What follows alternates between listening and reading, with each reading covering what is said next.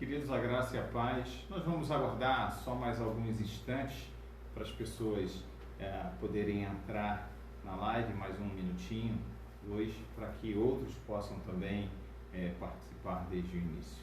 Amém?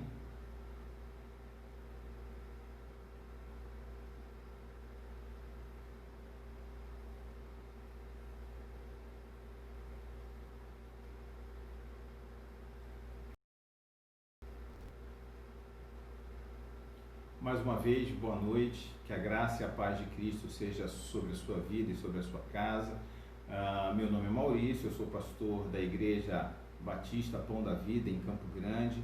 É um prazer e uma honra recebê-los aqui mais uma vez na nossa casa, na nossa mesa, para podermos partilhar do pão espiritual. Amém. Boa noite, é bom estarmos de novo para mais um dia do nosso estudo bíblico, da nossa comunhão, compartilhando a palavra como igreja, sobre ser igreja. É a terceira semana em que nós vamos continuar falando, compartilhando, meditando na palavra de Deus juntos sobre esse tema que é ser igreja. E é muito bom ter você conosco mais uma vez. Assista, participe da live. Se você quiser colocar seus comentários, se você quiser colocar alguma observação, alguma pergunta, e ao final lembrando que vai estar disponível depois no nosso canal no YouTube. Se você quiser compartilhar com alguém, quem não assistiu as 2 semanas anteriores, a aula 1 e 2, assista depois, as 2 já estão disponíveis no nosso canal no YouTube, amém? Por mais que a gente possa estar sentados à mesa, nós vamos orar para que o Espírito Santo possa falar ao nosso coração. Pai, nós te louvamos nessa noite e te damos graças pelo teu poder que age em nosso meio. Amém. Obrigada. É tão gostoso estarmos nesse momento podendo compartilhar da tua palavra, ainda que em momentos de isolamento e onde nós temos orado para que possamos voltar nos próximos dias em segurança. E cremos, Deus, no teu favor. E te pedimos, Pai, que a tua palavra nessa noite toque no coração de cada um daqueles que estão com os corações abertos a receber a tua palavra. Que o teu Espírito nos conduza a toda a verdade. E aquilo que temos te pedido, Deus, que seja exaltado. Em nome de Jesus, assim oramos a ti, Pai. Amém. Amém. Bom, então, nós conversamos durante 2 semanas, sobre ser igreja, o que é ser igreja, que esse tema, o ser igreja, nós escolhemos nesse intuito de nós pensarmos sobre aquilo que nós somos, muito mais do que aquilo que nós fazemos, mas aquilo que nós somos como igreja de Jesus. E aí nós lemos lá Romanos capítulo 12, versículos 1 e 2, que foi o nosso texto base das 2 semanas passadas, onde Paulo diz que rogo aos irmãos que se apresentem como sacrifício vivo, santo, agradável a Deus, que é o culto racional verdadeiro de vocês. Então, como igreja, nós somos a oferta, nós somos o culto, nós somos o corpo vivo de Cristo sobre a terra, a igreja que transcende o limite de tempo e espaço, e no versículo 12 da carta aos Romanos, no capítulo 2, do capítulo 12, Paulo vai dizer, que foi o que nós falamos na semana passada, que a igreja de Jesus não deve se conformar com os padrões do mundo, não deve viver de acordo com os padrões desse mundo, mas sim de acordo com os padrões do reino de Deus. E na semana passada nós falamos sobre o primeiro padrão do reino, que é o que foi, o que nós falamos na semana passada, o amor. E hoje nós vamos dar continuidade, falando sobre padrões do reino. Se nós, como igreja de Jesus, não vivemos de acordo com os padrões desse mundo, vivemos segundo os padrões do reino de Deus, segundo os padrões de Jesus, o primeiro e maior, o mais sublime, como 1 Coríntios 13, é o amor. E hoje nós vamos falar sobre um segundo padrão, um segundo princípio do reino de Deus, que é a igualdade. E é importante a gente falar e pensar, quando a gente fala em igualdade, a gente às vezes pode usar de diferença, a igualdade não é simplesmente a ausência de diferença. A gente tem esse conceito aplicado de várias formas na nossa sociedade, mas a igualdade, quando se refere a nós, seres humanos, fala de um princípio onde não se apresenta diferença de qualidade, não se apresenta diferença de valor. O mesmo padrão precisa ser aplicado a todos. Então, a igualdade trata disso, né? Não é a ausência de diferenças, né? Porque nós, nesse sentido, não somos iguais. E essa também é a beleza do ser humano, né? A nossa diversidade, a física, em vários aspectos, né? A nossa, como seres, como indivíduos, né? A palavra indivíduo diz respeito a isso, né? Nós somos únicos. Então, essa diversidade faz parte dessa beleza do ser humano. Mas a igualdade não é essa característica, mas a igualdade é quando não se apresenta diferença de qualidade, de valor entre os seres humanos. Isso é a igualdade, é esse conceito que nós queremos trazer hoje para meditar de acordo com a palavra, como princípio do reino de Deus para a sua igreja. E a nossa maior preocupação nesses dias em trazer esse estudo do ser igreja não é tentando remover do seu coração a questão de estar no lugar físico para congregar, mas é saber que nós somos igreja onde nós estamos, né? Quer seja dentro da nossa casa, quer seja com a vizinhança, a comunidade onde nós moramos, trabalhando, e também debaixo de um mesmo lugar onde nós chamamos igreja. Até a Dani colocou numa das aulas anteriores, né, quando a gente fala de igreja, muitos pensam só no prédio, né? Você até usou aquela expressão ir de igreja, né? Quando a criança é alfabetizada. E é muito mais do que apenas um conceito de que as pessoas falam de um prédio. Mas levar você a entender que a igreja é você, que a igreja somos nós que estamos em Cristo Jesus. E esses são os padrões que são estabelecidos pelo Senhor. Né? Falamos na semana passada, eu não pude estar aqui, a Dani esteve aqui ministrando a respeito do amor, e hoje nós vamos falar a respeito de igualdade. A igualdade não significa que todo mundo vai ser parecido um com o outro, porque às vezes a gente fala pela igualdade, quando todo mundo agir da mesma forma e às vezes até mesmo falar igual, né? A gente às vezes brinca a esse respeito. Não, cada um tem a sua individualidade, né? Todos nós somos indivíduos. Mas como é que podemos falar de igualdade diante da diversidade? Porque somos diferentes, né? Somos indivíduos e somos diferentes, né? Eu sou Maurício, ela é a Dani, ela é uma mulher e eu sou um homem. Mas como é que Deus nos olha e como é que nós podemos andar de acordo com essa igualdade que o reino de Deus estabelece para que possamos andar? Essa diversidade de gênero, por exemplo, né? Que ele citou aqui, homem e mulher, não pode apresentar diferença de valor ou de qualidade. Um maior ou menor. É diferença. E isso é que é igualdade. E isso é um princípio do reino de Deus, da igreja de Jesus, né? Quando a gente fala de igreja, nós vimos lá na nossa primeira semana, igreja é a congregação, a comunidade de quem? Dos filhos de Deus. Dos filhos de Deus. O que João diz lá em João 12? Que a todos quantos o receberam, né? A todos quantos receberam a Jesus, a esses deu-lhes o poder de serem feitos filhos de Deus. A quem? Aos que creem no seu nome.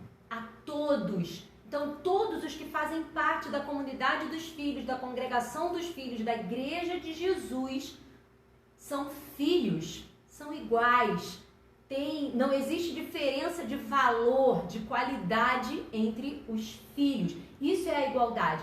E nós partimos lá da carta aos Romanos, né? Lembrando que Paulo ele estava escrevendo aos Romanos, ele estava escrevendo aos Romanos e todas as outras cartas, né, do Novo Testamento, as igrejas do primeiro século, nós chamamos de igreja primitiva. E a igreja do primeiro século, ela viveu em meio a um tempo de desigualdades muito grandes. Desigualdades sociais, né? Onde uma mulher, por exemplo, não, em algumas culturas, né? Algumas culturas da época, sociais sim. em diversos aspectos, né? Quer seja na questão de gênero, né? Isso. Mulher e homem, quer seja também...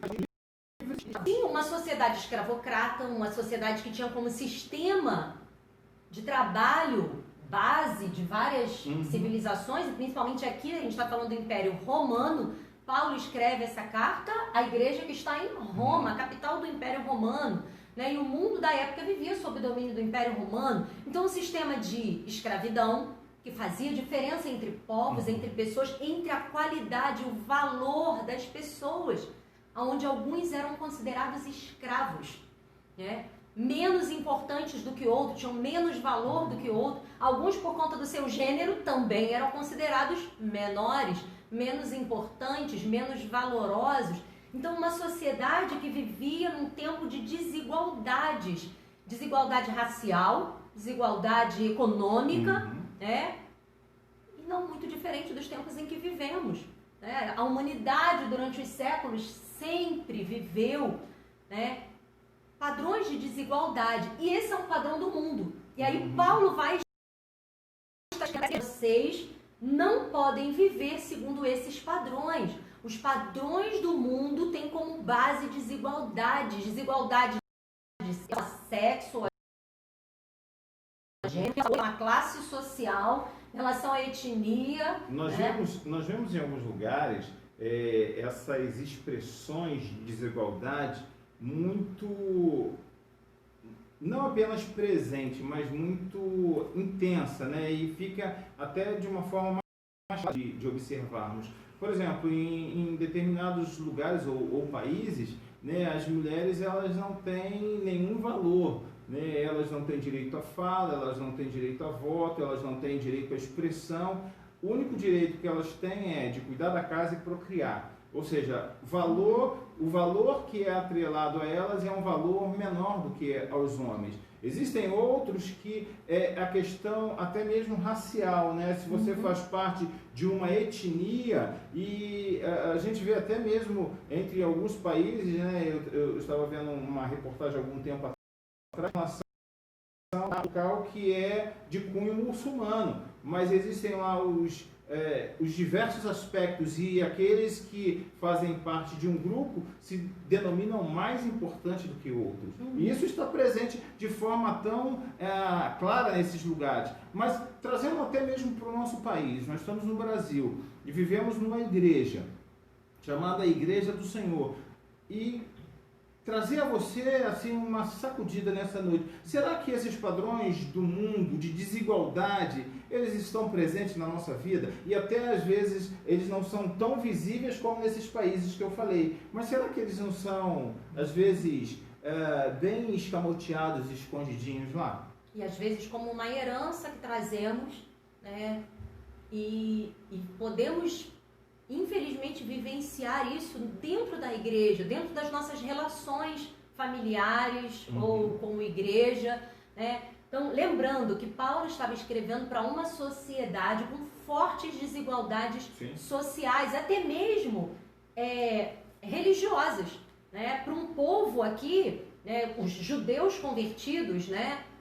E os não-judeus ou gentios também, mas uma igreja onde tinha judeus convertidos e gentios, não-judeus, para um povo que se achava superior aos outros por causa da sua religião, por causa da sua crença, né? Então, igualdade fala de não haver diferença de valor por quaisquer que sejam as questões, seja por crença, seja por etnia, seja por gênero, seja por condição social. Então Paulo está escrevendo a essa igreja, né, em meio a um tempo onde alguns eram escravos, outros não podiam se manifestar ou falar publicamente, ou porque eram mulheres, ou por causa da sua condição social, outros por causa da sua crença, ou por causa da sua origem familiar, eram considerados melhores ou piores do que outros. Não é essa a igreja desse tempo. E aí vem o Evangelho de Jesus Cristo. Evangelhos são boas novas, né? A palavra Evangelho significa boas notícias. E o Evangelho é libertador. As boas novas do reino vêm para trazer libertação. A verdade que liberta o homem e liberta desses conceitos que tratam o outro como menor ou menos importante ou alguém que tem menos valor.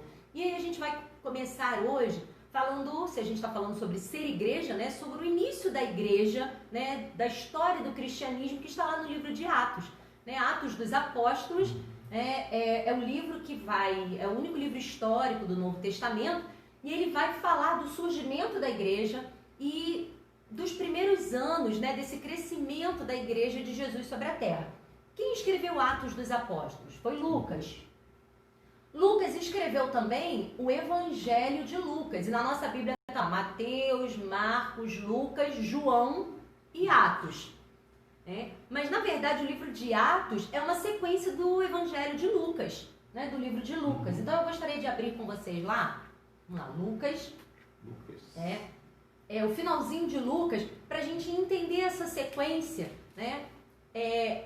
Lucas é o autor do Evangelho segundo Lucas, do Evangelho do livro de Atos. E a igreja, o livro de Atos vai falar do surgimento da igreja. Ela nasce debaixo de uma promessa. Ela surge como cumprimento de uma promessa na qual todo o Antigo Testamento caminha, sobre a qual todo o Antigo Testamento caminha. E ela surge debaixo dessa promessa. E Lucas ele vai terminar o Evangelho falando dessa promessa. E ele inicia o livro de Atos, se a gente puder conseguir vê-los assim em sequência, falando novamente dessa promessa e registrando o cumprimento dessa promessa.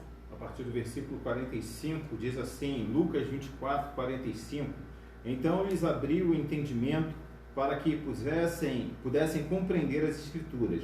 E lhes disse, está escrito que o Cristo haveria de sofrer e ressuscitar dos mortos no terceiro dia, e que em seu nome seria pregado o arrependimento para o perdão de pecados a todas as nações, começando por Jerusalém. Vocês são testemunhas dessas coisas.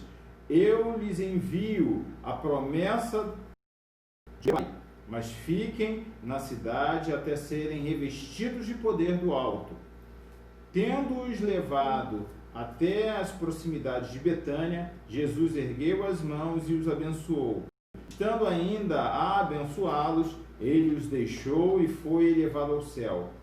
Então eles o adoraram e voltaram para Jerusalém com grande alegria e permaneciam constantemente no templo louvando a Deus. Então o Evangelho segundo Lucas, ele termina falando, né, da morte e ressurreição de Jesus e do tempo que Jesus permanece, aproximadamente uns 40 dias, conversando com os discípulos, falando novamente tudo que ele lhes havia ensinado, e ele termina dizendo que eles deveriam permanecer em Jerusalém, esperando a promessa de quem? Do meu Pai. E eles fazem isso, e aí Lucas continua. Vamos lá, a gente vai lá para Atos agora. No início de Atos, no capítulo 1, nós vamos ler só alguns versos. Versículo 1. Em meu livro anterior, Teófilo, escrevi a respeito de tudo que Jesus começou a fazer e a ensinar. É interessante que aí o Lucas, né, a gente vê essa continuidade, né? O livro de Atos foi escrito, endereçado a um homem em particular, Teófilo, né, e depois teve acesso a toda a igreja. Mas ele está dizendo, no meu primeiro livro, Lucas, o Evangelho, eu escrevi a respeito do que Jesus começou a fazer e ensinar. E agora no livro de Atos? Continuidade. O que Jesus continua a fazer e a ensinar. Mas como? Através da sua igreja. Através do seu corpo. E aí ele dá instruções aos discípulos. Vamos ler os versos 4 e 8. Versículo 4 diz... Certa ocasião, enquanto comia com eles, deu-lhes essa ordem: não saiam de Jerusalém, mas esperem pela promessa de meu Pai, da qual lhes falei. 8. Versículo 8. Mas o Espírito Santo descer sobre vocês, e serão minhas testemunhas em Jerusalém, em toda a Judéia e Samaria, e até os confins da terra. Então ele começa o livro de Atos novamente falando: fiquem em Jerusalém, aguardando a promessa de meu Pai. E aí a gente vê que tinham mais ou menos 120, né? Depois pessoas. O próprio Lucas vai falar, umas 120 pessoas reunidas, os apóstolos, mais alguns discípulos, as mulheres, a própria mãe de Jesus, seus irmãos, que continuaram se reunindo em torno de aproximadamente uma semana, até que eles recebessem a promessa. Qual foi a promessa de Deus? Qual era a promessa do Pai? A gente vai ver isso em Atos, logo no capítulo seguinte, no capítulo 2. Mas antes da gente ler lá o livro de Atos, né, se Lucas está falando de uma promessa, é porque havia uma promessa, né? Havia uma promessa de Deus. Jeremias 31, 33, eu vou só falar parte desses textos. Tem aí? Quer que eu fale? Não, pode falar. Jeremias 31, o profeta Jeremias, ele diz assim, Deus dizendo através de Jeremias: porei a minha lei no íntimo deles e a escreverei em seus corações. É uma promessa de Deus para um tempo futuro. Ezequiel 11, 19, darei a eles um coração não dividido, ou um só coração, e porei um novo espírito dentro deles. Retirarei deles o coração de pedra e lhes darei um coração de carne. Joel 2. Derramarei do meu espírito sobre todos os povos, filhos, filhas, jovens, velhos, servos e servas. Gênesis 12, 3. Em ti serão benditos todos os povos da terra. Esse texto de Gênesis, Deus fala a Abraão. Ele dá uma promessa a Abraão, dizendo que a partir de você, todos os povos da terra, os profetas e outros textos que a gente leu, a gente vê que Deus está falando de uma ação, de um derramar do Espírito sobre quem? Que produziria unidade, que faria desses um só, né? Sobre quem? Sobre uma classe especial? Sobre todo o povo. Todo homem, toda mulher, todo jovem, todo velho, todo servo, toda serva. A gente olha essa promessa de Deus dada a Abraão em Gênesis, no capítulo 12, versículo 3, se você quiser depois dar uma olhada com calma. Deus está falando que aqui seriam benditas todas as famílias da terra, a começar, povos, né? Ou todos os povos, né? A começar de um homem, a começar de uma família, que teriam gerações, porque o desejo de Deus não é ter apenas um grupo seleto, mas abençoar toda a terra, assim como Deus estabeleceu lá no Éden, Adão e Eva, para abençoá-los, e eles começariam uma geração, ou os povos seriam, a partir deles, abençoados pelo Senhor. Mas, é claro, eles pecaram, mas Deus proveu, através de Abraão, a promessa de que todas as famílias ou todas as nações seriam abençoadas a partir de Abraão. E então a promessa fala de um derramar do Espírito sobre todos. E é interessante como Joel, e aí é o texto que o apóstolo Pedro vai usar para identificar o que aconteceu na igreja aqui.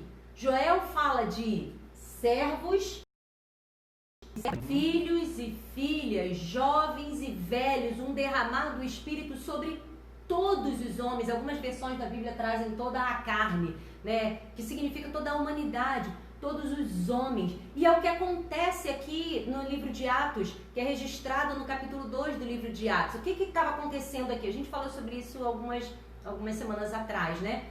Eles estavam reunidos, né, de acordo com a ordem de Jesus, na festa de Pentecostes, e nessa ocasião havia gente de todas as nações do mundo. A Bíblia diz que haviam judeus devotos vindos de todas as nações do mundo em Jerusalém, por causa da festa de Pentecostes.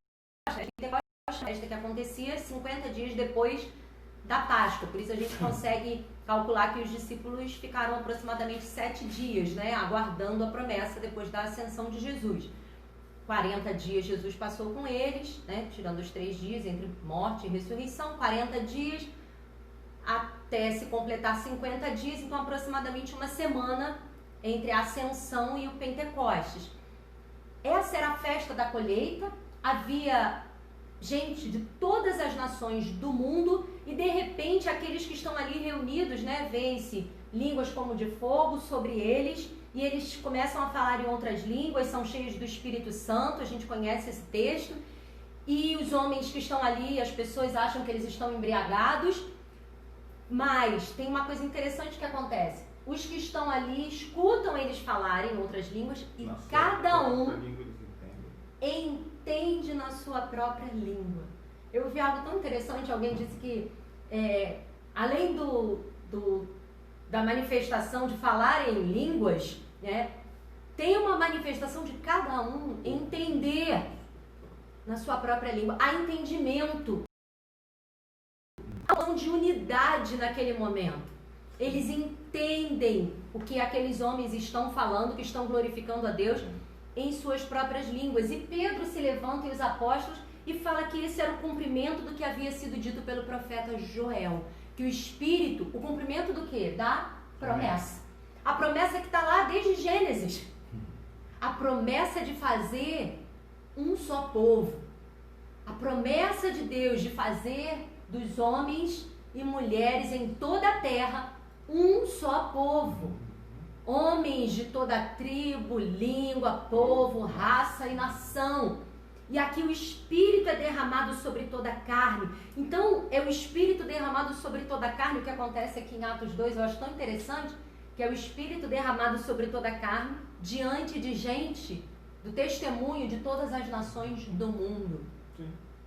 Mostrando o propósito de Deus, no cumprimento da sua promessa sobre o homem. A gente poderia dizer que esse é o milagre da unidade em meio à diversidade que estava representada ali. Aqueles homens e mulheres ali representavam a diversidade humana. E o milagre da unidade em meio à diversidade. Tem um texto em Efésios que Paulo diz, Efésios 3, da multiforme graça e sabedoria de Deus, que é conhecida através da igreja.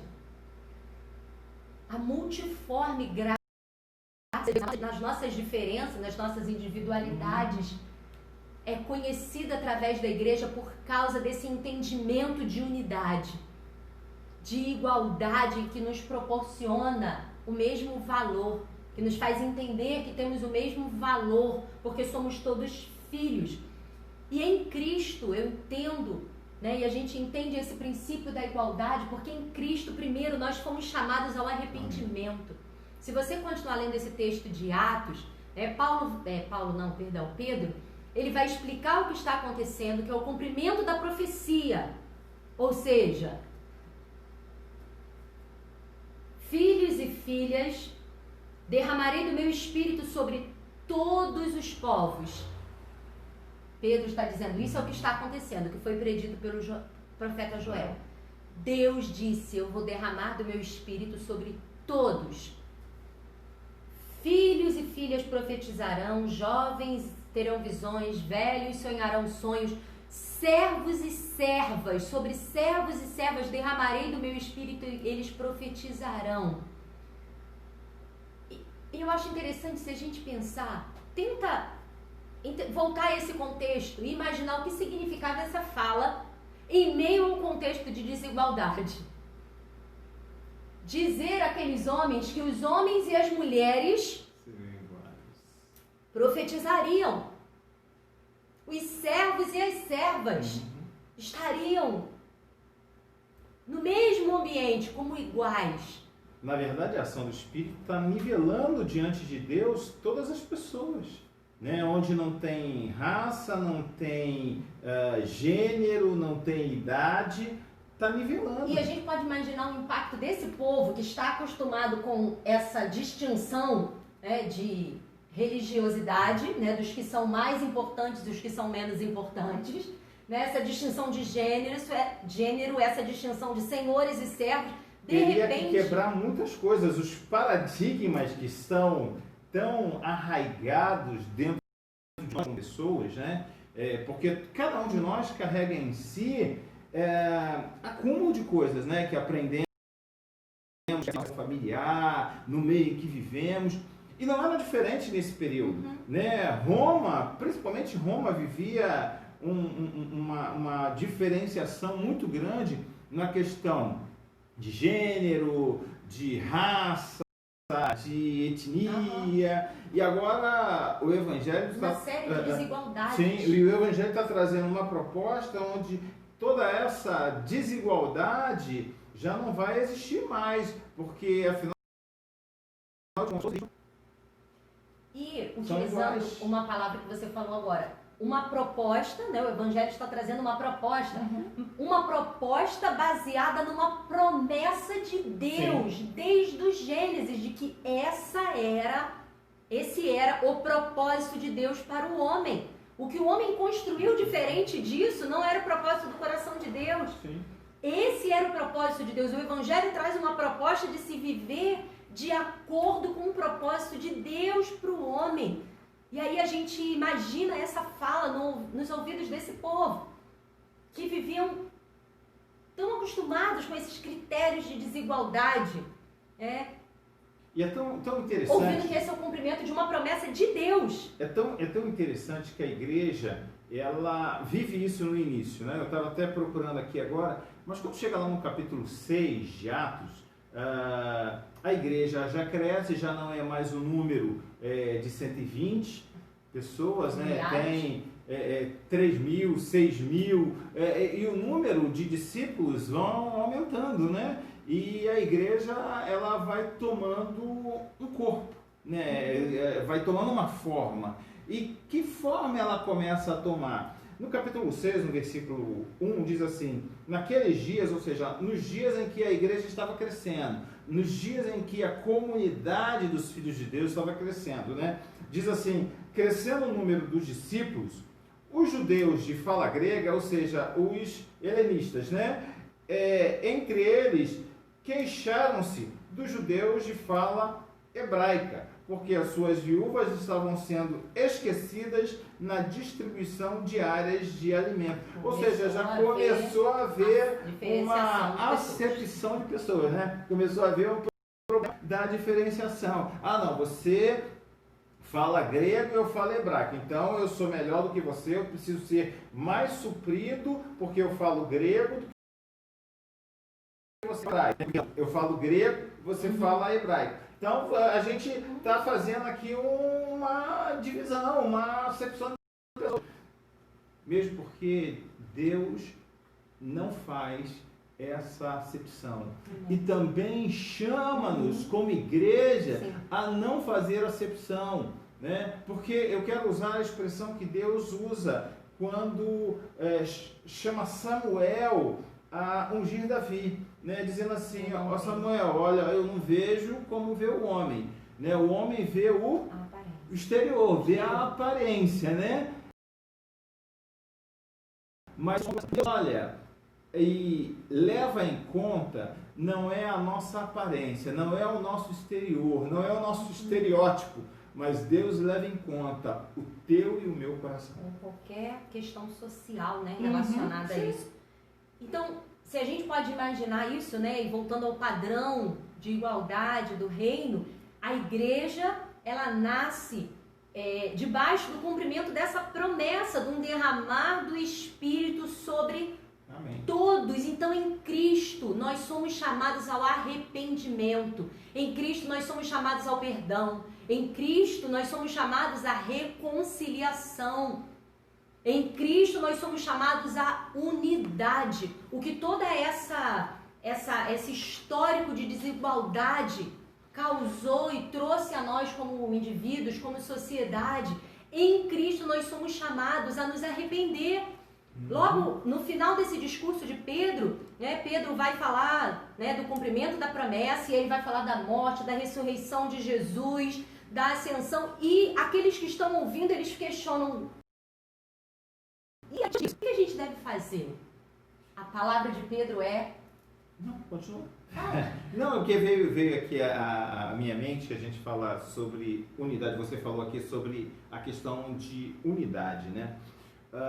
Mas com arrependimento e reconciliação. Né? A palavra de Deus diz que nós somos corpo de Cristo. Né? E Paulo vai dizer que como corpo tem vários membros, né? E a diferença dos membros são as diversidades, Nós somos únicos Sim. na nossa diversidade. Mas quando somos chamados para o corpo, nessa unidade, isso nos torna diante do Senhor iguais. Entende? Parte de um só corpo. De um só corpo. Porque assim, eu ainda posso falar assim, meu dedo, né? É meu dedo. Se eu cortar é o dedo, saiu o dedo. Mas quando fala Maurício, a gente está falando corpo. A gente está falando de unidade, faz com que essas diversidades ou a multiforme sabedoria de Deus que está presente em cada um de nós nos leve a uma unidade. Mas essa unidade só vai se dar se tiver arrependimento, e não é arrependimento unilateral, né? Você precisa se arrepender. Não é, e a gente não está falando só de arrependimento do pecado original, a gente está falando do dia a dia, do que nós fazemos e do que nos fazem. A palavra de Deus, Paulo vai falar lá em Romanos, né? Aquilo que depender de vós, tem de paz com todos os homens, né? Aquilo que depende de você. Então, para isso, o arrependimento tem que estar presente, a reconciliação, a unidade. Quantos hoje não estão vivendo o melhor de Deus? Eu vou usar essa expressão, porque não buscam se reconciliar, não buscam essa unidade. E aí se julgam por não ter essa unidade que são melhores. E isso não é padrão do reino de Deus. É exatamente isso, né? Quando aqueles homens perguntam, irmãos, o que faremos? E ele diz, arrependam-se, cada um de vocês seja batizado em nome de Jesus, para o perdão dos seus pecados, e vocês vão receber dessa promessa do Espírito Santo. Então, em Cristo, nós somos chamados ao arrependimento. O arrependimento, como o Maurício falou, do pecado original, o arrependimento do afastamento de Deus e de negar o Senhor, sim, mas também o arrependimento de todas as práticas, de todas as nossas relações como consequência desse afastamento de Deus. Fomos chamados em Cristo a nos arrepender, a reconhecer o nosso trato desigual e nos arrepender. Fomos chamados em Cristo ao perdão, à reconciliação. Paulo vai dizer a respeito do que Deus fez conosco, que Deus estava em Cristo reconciliando consigo o mundo. E nós fomos chamados para o ministério da reconciliação do homem com Deus, mas da reconciliação do homem com o próximo. Alguém falou uma coisa esses dias que eu já tinha ouvido, mas eu relembrei e gostei muito, né? Nós não podemos ferir a Deus. O homem não pode atacar Deus. Mas nós fazemos isso, ou pretendemos fazer isso quando ferimos a Deus em outro homem, em outro ser humano. E nós, até pelas coisas que nós carregamos em nós, eu falo isso de uma forma genérica, às vezes nós não estabelecemos essa desigualdade de uma forma tão clara, né? Mas ela está presente onde a gente menos imagina e a gente tem que tirar, né? Eu faço só uma distinção, né? Se eu estou de terno e gravata, né, talvez alguém venha falar comigo pela posição que eu tenho, pelo local que eu estou, porque eu estou de terno e gravata. Mas se porventura eu estiver nesse mesmo lugar, usando as minhas roupas de trabalho, que eu gosto de botar as roupas velhas para pintar, para fazer algumas alterações, né, de casa, assim, de construção, de mecânica. Se eu estou com uma roupa suja, encardida ou cheia de tinta, talvez a mesma coisa.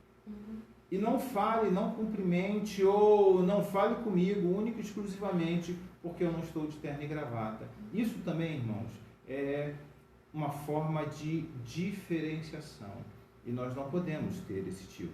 Não podemos viver dessa forma. Existem hoje pessoas que são invisíveis. Eu estou até ampliando um pouco aqui. São invisíveis. Por exemplo, nós chegamos no shopping, né? Eu não estou falando que eu cheguei do shopping hoje, não. Estou falando quando a gente vai no shopping, né? Quando a gente vai no shopping, né? É só um exemplo. Existem pessoas que nos servem lá. Por exemplo, quando você vai ao toalete, quando você vai ao banheiro, está perfumado, cheiroso, é porque alguém tem lá uma senhora botando papel, uma senhora limpando, ou no caso do banheiro masculino, uma pessoa limpando. Quantas vezes nós vemos essas pessoas, ou até mesmo cumprimentamos, né? Ou até mesmo agradecemos pelo serviço que elas estão prestando ali. Eu comecei a observar isso um dia em que eu vi um amigo de um tempo atrás e o vi trabalhando naquele lugar, nessa função. Nada que desmereça a função, pelo contrário, é honrosa a função. Mas eu comecei a pensar, ok, porque muitas vezes eu passei por ali e não vi a pessoa. Aquilo me chamou a atenção, porque era um amigo meu que estava trabalhando naquela posição. E às vezes nós fazemos a diferenciação, porque as pessoas trabalham nisso ou trabalham naquilo, se vestem disso ou se vestem daquilo. Irmãos, às vezes isso é trazido para dentro das igrejas. E não sou eu que estou dizendo, é a palavra que está dizendo. Se de repente alguém entrar na igreja com um anel de ouro, e se você colocá-los lá no primeiro lugar, isso também é uma acepção de pessoas. Tiago está falando isso. Se alguém entrou mais simplesinho, se senta lá atrás e você apenas cumprimenta quem está bem vestido e aqueles que estão... Queridos, isso também é acepção de pessoas. É uma diferenciação por classe social, poderia ser por aparência, né? Faz parte do meu tipo de relacionamento, ou é muito estranho, até racial. Ou é muito estranho ao meu tipo de relacionamento, racial, por etnia, por uma questão intelectual, né? Nós temos tantas heranças e o Evangelho nos chama ao arrependimento. Eu queria ler os três últimos textos com vocês. O primeiro, são 3 textos onde Paulo fala sobre isso, escrevendo a 3 comunidades cristãs diferentes, né, de regiões diferentes da época. Primeiro aos Coríntios 12, os versículos 12 e 13. O outro é Gálatas 3, 26 a 29. E o terceiro, Colossenses 3, 11. Alguém colocou ali um comentário, Anderson. Demetrio? Exatamente. Pedro, né, o apóstolo Pedro, que fala essas palavras aqui que nós estamos lendo. Bem lembrado, Anderson. Mais adiante, ele é confrontado pelo Senhor a viver isso. Porque é tão simples a gente se desmontar de coisas que a gente carrega. Ele ali estava quebrando paradigmas étnicos e religiosos. Ali a gente não falou onde, né? Pedro tendo que ir à casa de Cornélio. Deus manda Pedro, um judeu convertido, ir pregar o evangelho na casa de um gentio. E aquilo para Pedro, né, foi um absurdo. Pedro não conseguiu. Pedro teve que romper. Né? A gente não vai entrar nos detalhes do texto, né? Depois você pode ler, mas é aquele da visão onde desce um lençol com animais impuros, né? Considerados pela lei. Pedro diz, não posso comer, Deus manda comer. Pedro estava questionando o próprio Deus. E o Pedro que leu, que entendeu o cumprimento dessa profecia aqui, ele precisou ser tratado por Deus, ele precisou ser confrontado por Deus, ele precisou se arrepender. Ele precisou ser trabalhado no perdão, na reconciliação, para que ele pudesse entender o propósito da igualdade proposto pelo reino de Deus, pelos princípios do reino. Nós não podemos afetar a Deus, mas nós podemos afetar aqueles que são a imagem e semelhança de Deus. Nós pecamos contra Deus quando nós pecamos contra as pessoas. Nós pecamos contra Deus. Eu uma vez ouvi isso me promoveu uma reflexão tão grande. Nós pecamos contra Deus quando nós pecamos contra as pessoas.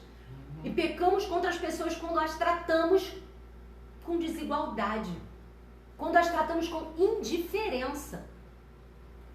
E esses 3 textos, nós vamos ler. 1 Coríntios 12, 3 diz, ora, assim como o corpo é uma unidade, embora tenha muitos membros, e todos os membros, mesmo sendo muitos, formam um só corpo. Assim também com respeito a Cristo, pois em um só corpo todos nós fomos batizados em um único Espírito, quer judeus, quer gregos, quer escravos, quer livres, e a todos nós foi dado beber de um único Espírito. Gálatas 3, versículo 26 a 29. 26 a 29. Todos vocês são filhos de Deus. Abre o último. Todos vocês são filhos de Deus, mediante a fé em Cristo Jesus. Pois os que em Cristo foram batizados, de Cristo se revestiram. Não há judeu, nem grego, escravo, nem livre, homem, nem mulher, pois todos são um em Cristo Jesus. E se vocês são de Cristo, são descendências de Abraão, herdeiros segundo a promessa. A igreja nasceu debaixo dessa promessa. Esse texto lido foi Gálatas 3, 26 a 29. E o último é Colossenses 3, 11. Olha o que Paulo diz agora, a mesma coisa, a igreja dos Colossenses. Nessa nova vida em Cristo, nessa nova vida, já não há diferença entre judeu e grego, circunciso e incircunciso, bárbaro e cita, o que está debaixo da cultura grega, helenista ou não, escravo e livre, mas Cristo é tudo em todos. Colossenses 3:11. Eu queria te chamar agora, né, a gente tem um tempinho aí para encerrar, a pensar no modo de vida que a igreja, os cristãos do primeiro século estavam sendo chamados a viver e começaram a viver, aonde não havia mais diferença entre homem e mulher, servo ou livre, judeu ou não judeu. O modo de vida dos primeiros cristãos confrontava os padrões da sua época, os padrões de uma religião egoísta, uma religião só para mim, onde tudo que eu faço é para o meu benefício. Agora eles são chamados a viver uma religião que aquele que ama a Deus, ame também o seu próximo. Os padrões da época que fazia acepção de pessoas, que viviam um sistema de acepção e discriminação por raça, um sistema de escravidão, de opressão, de domínio. O cristianismo, ele não é um sistema de doutrinas, ainda que as tenha. Antes disso, trata de relacionamento com Deus e com os homens. O cristianismo restaurado com Deus, e uma vez restaurado com Deus, restaurado com os homens. O cristianismo, ainda que tenha doutrinas, as cartas do Novo Testamento não são um compêndio de doutrinas. Nós extraímos doutrinas a partir de toda essa realidade dessas cartas, que eram instruções de como viver um relacionamento com Deus e com os homens. O Evangelho de Jesus precisa produzir transformação. E transformação nos nossos relacionamentos. O Evangelho de Jesus nos convida, e essa é uma expressão que parece uma redundância, mas você vai entender, a tratarmos as pessoas, como filhos de Deus, e não por suas funções, como o Maurício exemplificou aqui, né? Por seus cargos. E olhá-las como Jesus olha para elas. Né? Jesus, os seus títulos, né? Jesus não olhava para títulos, não olhava para etnia, não olhava para a questão racial, Jesus olhava cada uma delas com olhos de amor. Jesus olhava para a prostituta, assim como olhava para o judeu, assim como olhava para o fariseu, assim como olhava para o publicano. Jesus falava e olhava para cada um deles com olhos de amor. Aos que ele precisava falar mais duro, ele falava mais duro. Mas certamente ele não fazia separação de pessoas, acepção de pessoas, mesmo porque ele tinha 12 discípulos. E um dos apóstolos, era aquele que iria traí-lo. Nem por isso Jesus o tratou diferente. Jesus o amou até o fim. E é interessante que, por causa desse tratamento de Jesus com as pessoas, Jesus olhava para as pessoas primeiro como uma pessoa.